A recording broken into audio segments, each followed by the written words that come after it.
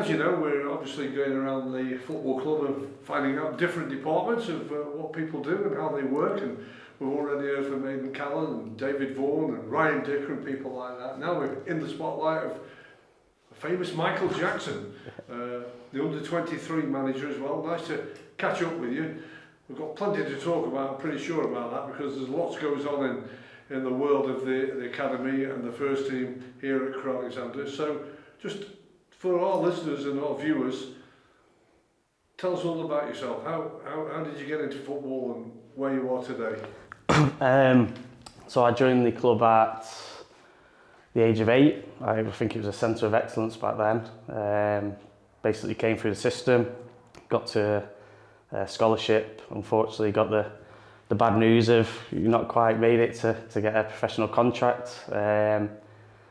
And I think it was probably within about 6 months I was here in coaching in a part-time role.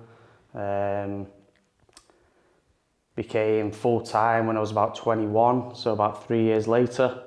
And done a variety of roles up until the point I'm at now, where I'm the 21s coach. Just going back to when you were told that you weren't going to be taken on and have a chance to be a professional footballer, yeah. How hurtful was that, and how has it inspired you? Yeah, I mean, it's tough. Obviously, every boy that comes into the academy wants to be a professional footballer, and to have that news that you're not quite going to do it at this football club is, it's hard, because you put a lot of time and effort in, like all the boys do in the academy. Parents give up a lot of time to bring the boys here, so it was hard, and it knocked me a little bit for a while. Sort of fell out of love with the game for a little bit, but that soon came back. Started playing just locally again, and yeah, developed a real passion for coaching. I remember James Collins giving me the phone call about 6 months after I'd left. Says, we like you, we see something in you with regards to coaching, do you fancy it? And sort of went from there, really.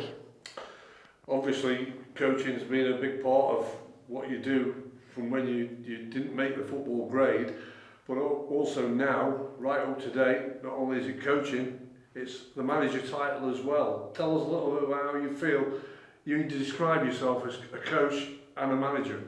I mean, I've obviously come through the system, so I know how Crewe teams are meant to play, how we want them to play, and that's sort of what I try and encourage the teams to do. We want to play football. I think that's really important at this football club. We want to develop individuals who are, technically gifted, but push them on in that level, and obviously understand the game in terms of how we want them to play and how we want them to play through the thirds, if you like. And that's what I sort of encourage. I wouldn't say I'm a particularly a shouter and a baller at players. Try and get to know the players and see what makes them tick, and those that need an arm around them, I try and offer that. So I wouldn't say I'm a screamer from the touchline. Probably a little bit quieter in my approach. Not saying what's right or wrong, but that's probably what works for me and has done throughout the years. Motivation must come when you see players in pictures at the ground, at the Reezy training ground, and also previous coaches, previous managers and where they are now. And I'll just pick out one. Steve Holland, of course, is the assistant manager of England, so you must be really spurred on by that, what this football club can do for you and other coaches. Yeah, definitely. I mean, that's what this club does. It opens up doors for people and gives opportunity for people to progress. There's no finer sight for us as coaches, seeing boys that we've coached from the age of 9 getting to the first team. It's a great feeling, and it's all the hard work that goes into the hours of coaching and developing the boys to see that is fantastic. And likewise for the coaches, like you say, Graham, it's not just the players, it's us as well that get the opportunity. Obviously the manager at the minute played for the football club, done the role that I am in, so it's fantastic and it's deserved as well, because a lot of the staff put a lot of hard work and time and effort into being here. It's a long, hard job, but the rewards are there if you can commit to that. How do you cope with the responsibility from where you are now, under 23 manager? The next port of call is fingers crossed for the players at first team level. So there's a lot riding on you and your assistant and your coaches that you work with. So how do you cope with that?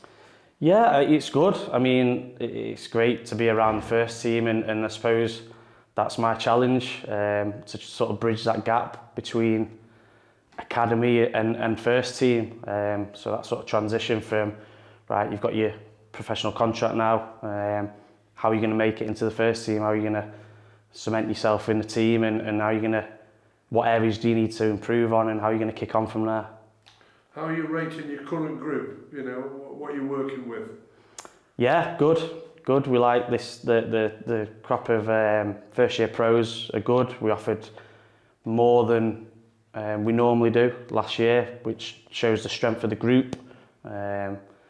So we like them. We've got high hopes for them. So yeah, it's up to them and us to work together and push them in the areas that they need to be pushed in, and I suppose get them more ready for men's football, because it's different going from 18s, even 21s to first team. That's something that I'm really noticing this year, being around the first team more, completely different to what I'd call academy football.